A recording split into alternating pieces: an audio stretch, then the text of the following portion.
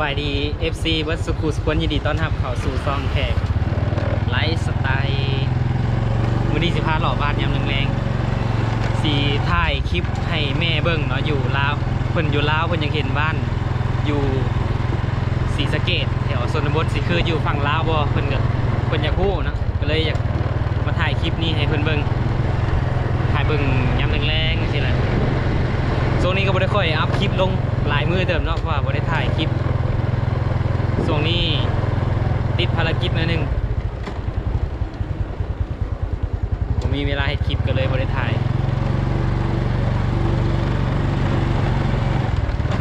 โอเคไปหลอดเหมือนกันอันนี้เป็นเสาหลักเมืองประจำหมู่บ้าน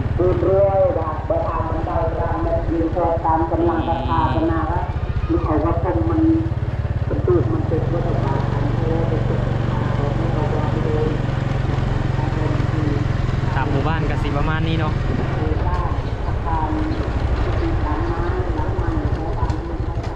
ก็สิประมาณนี้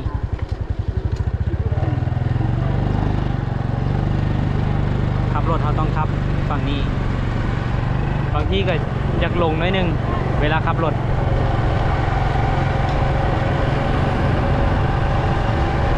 สีเข่าทางไหนเนาะบัดนี้ทางหน้ามีซอยเหรอฮะเข้านี่ก่อนเข้าซอยก่อน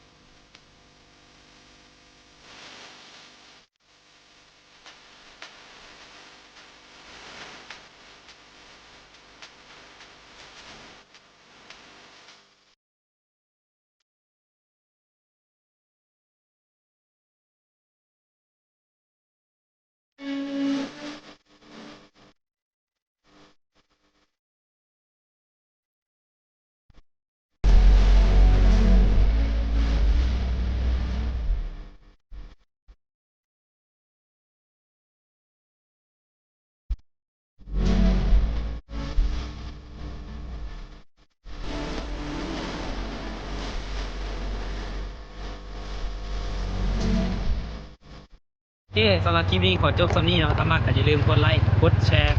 กดซับสไครต์อุ้ย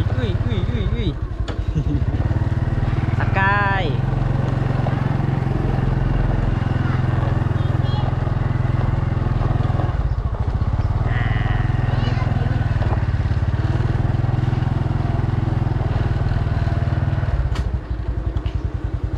โอเคหอดเทือน